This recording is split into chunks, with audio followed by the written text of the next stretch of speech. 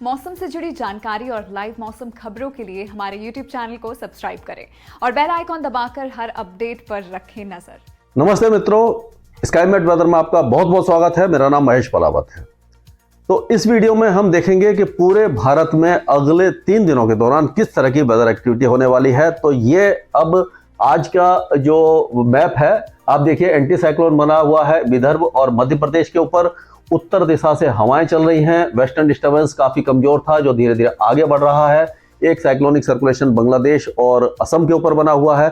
दूसरा cyclonic circulation ये आप देखिए थाईलैंड के आसपास बना हुआ है जो धीरे धीरे आगे बढ़ेगा। तो ये सारे जो वेदर फैक्टर हैं ये आज के हैं। तो इनके प्रभाव से कुछ वेदर एक्टिविटी होगी और जो आगे जो चेंजेस आएंगे वेदर सिस्टम में वो ये देखने को मिलेंगे। एंटी साइक्लोन थोड़ा सा आगे चला जाएगा, साइक्लोनिक सर्कुलेशन और आगे आ जाएगा। ये साइक्लोनिक सर्कुलेशन कमजोर हो जाएगा, वेस्टर्न डिस्टर्बेंस हट जाएगा, उत्तर दिशा से हवाएं चलने लगेंगी। तो अब हम शुरुआत करते हैं इस वीडियो की दक्षिण भारत से। तो ये जो साइक्लोनिक सर्कुलेशन आप देख रहे हैं ये अब क्या होगा कि ये कल तक यहाँ पर साइक्लोनिक सर्कुलेशन बन जाएगा साउथ अंडमान सी में।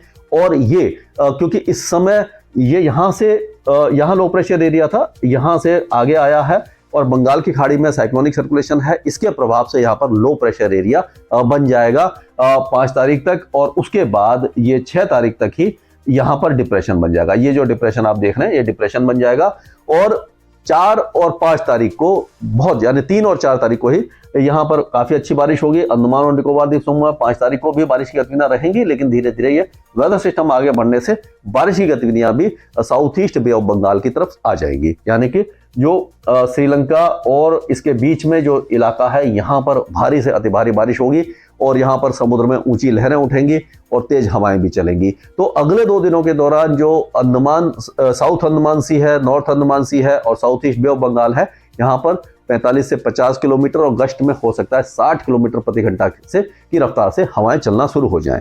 तो ये वेदर सिस्टम इस तरह से आगे बढ़ने वाला है और ये जो इस तरह से पहुंचेगा ये तमिलनाडु के पास। तो तमिलनाडु के कई भागों में बारिश की गतिविधियां अभी शुरू हो जाएंगी और ये धीरे धीरे बढ़ेंगी। साउथ आंध्र प्रदेश और तमिलनाडु के तट पर मूसलाधार बारिश हो सकती है। हालांकि बहुत ज्यादा अति भारी बारिश नहीं है, 3 डिजिट रेनफॉल की चांसेस कम है, लेकिन फिर भी कई इलाकों में 60-70 मिलीमीटर की बारिश हो सकती है, यानी तेज हवाएं भी चल सकती हैं। तो 6, 7, 8 तारीख के आसपास हमें उम्मीद है कि जो श्रीलंका का तट है और जो तमिलनाडु और साउथ आंध्र प्रदेश के तट हैं यहाँ पर हवाओं की रफ्तार बढ़ जाएगी, समुद्र में ऊंची लहरें भी उठ सकती हैं और तेज हवाओं के साथ साथ बारिश भी काफी ज्यादा बढ़ जाएगी। लेकिन ये वेदर सिस्टम क्योंकि डिप्रेशन के बाद एक बार फिर से कमजोर हो जाएगा, जैसे कि पिछले 3 लो प्रेशर एरिया जो आए थे, एक डिप्रेशन बना था, वो आगे बढ़ेगा और ये धीरे धीरे कमजोर हो जाएगा। तो इस तरह की वेदर एक्टिविटी अब जो है वो धीरे धीरे हम कह सकते हैं कि कम हो जाएगी। लेकिन जब ये वेदर सिस्टम यहाँ पर पहुंचेगा तो इसके बाद हमें उम्मीद है कि ये इस पूरे साउथ पेनिनसुला को पार करेगा और आगे की तरफ बढ़ जाएगा, यानी इस जगह पर आके ये फिर साइक्लोनिक सर्कुलेशन बन जाएगा और ये थोड़ा सा ऊपर की तरफ जा सकता है।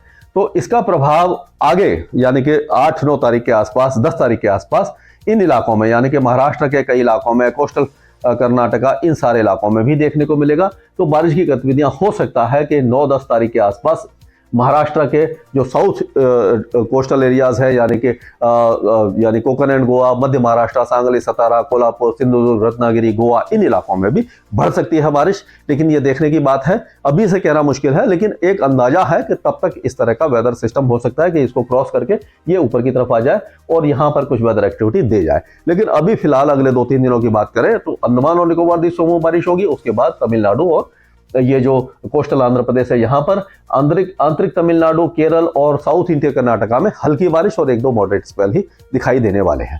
तो अब हम चलते हैं मध्य भारत की तरफ। तो मध्य भारत में अभी कोई खास वेदर एक्टिविटी दिखाई नहीं दे रही है। एंटी साइक्लोन बना हुआ है। जो एंटी साइक्लोन जब बनता है तो हवाएं नीचे की तरफ आती हैं, यानी सबसिडेंस होता है, हवा गर्म होती है और कंडेंसेशन नहीं होता, मॉइस्चर कम हो जाता है और उससे क्या होता है कि वेदर क्लियर होता है, आसमान साफ रहता है, बादल नहीं बनते और तेज धूप के कारण दिन थोड़ा सा गर्म हो जाता है। लेकिन क्योंकि साफ आसमान होता है, जो लॉन्ग वेव रेडिएशन से जो सनसेट के बाद अर्थ एनर्जी को रिलीज करती है, तो अर्थ का सरफेस ठंडा हो जाता है और सुबह और रात के तापमानों में गिरावट दर्ज की जाती है। यानी कि सुबह और रात के तापमान ठंडे होंगे लेकिन दिन हल्का गर्म होगा।